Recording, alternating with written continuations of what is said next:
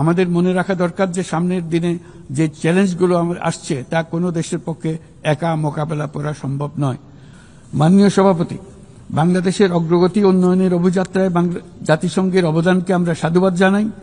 বিশ্বশান্তি ও নিরাপত্তা উন্নয়ন, মানবাধিকার, জাতিসংঘের এই তিনটি স্তম্ভের প্রতি আমরা পূর্ণ আস্থা পুনর্ব্যক্ত করছি।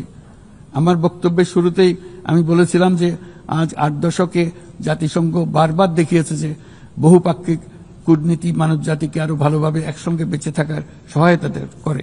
তবু এর 80তম বার্ষিকীতে আমাদের স্বীকার করতেই হবে যে বহুপাক্ষিক কূটনীতি আজ নানা রকম চাপের মধ্যে রয়েছে। প্রায়শই অসম দ্বিপাক্ষিক সম্পর্কের টানাপোড়েনে আবারও প্রমাণ করেছে যে বহুপাক্ষিক কূটনীতি আমাদের শেষ এবং সর্বোত্তম ভরসা। তাই বহুপাক্ষিক কূটনীতির ধারক ও বাহক জাতিসংঘকে উজ্জীবিত রাখতে আমরা সদস্য রাষ্ট্রগুলোর সাথে পূর্ণ স্বচ্ছতা ও আন্তরিকতা আলোচনার আহ্বান জানাচ্ছি। বহুপাক্ষিকতার প্রতি আমাদের যৌথ আকাঙ্ক্ষা পূরণ করতে হলে জাতিসংঘকে ক্রমাগত বিকশিত ও অভিযোজিত হতে হবে। এই মর্মে আমরা মহাসচিবের UN80 উদ্যোগকে স্বাগত জানাই। তবে একই সঙ্গে জোর দিয়ে বলতে চাই যে সংস্কারের নামে যেন বহুপাক্ষিকতাকে দুর্বল করা না হয় বা উন্নয়নশীল দেশগুলোর কণ্ঠস্বরকে অবহেলা না করা হয়।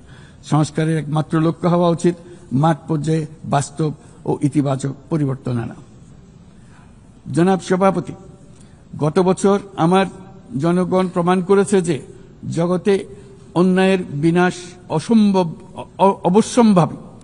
তারা প্রমাণ করেছে যে পরিবর্তন যেমন সম্ভব তেমনি এটা অপরিহার্য। আমাদের মনে রাখা দরকার যে সামনের দিনে যে চ্যালেঞ্জগুলো আসছে তা কোনো দেশের পক্ষে একা মোকাবেলা করা সম্ভব নয়। একই সঙ্গে আমাদের এটাও মনে রাখতে হবে যে বর্তমান পৃথিবীতে কোনো একটি দেশ সংকটে পড়লে অথবা বিশ্বের কোনো এক প্রান্তে সংকট দেখা দিলে সমগ্র বিশ্বের নিরাপত্তায় ঝুঁকির মুখে পড়ে যায়। আমাদেরকে 3-0 পৃথিবী গড়ার স্বপ্ন নিয়ে অগ্রসর হতে হবে। তরুণরা 3-0 বাস্তবায়নের সৈনিক হয়ে বড় হবে। তাদের সামনে থাকবে শূন্য কার্বন, শূন্য সম্পদ কেন্দ্রীভূতকরণ ও শূন্য বেকারত্ব। এর ভিত্তিতে তারা গড়ে তুলবে তাদের পৃথিবী। 3-0 পৃথিবী গড়া জাতিপুঞ্জের সকলের স্বপ্ন হোক, এই কামনা ব্যক্ত করে আমার বক্তব্য এখানে শেষ করছি।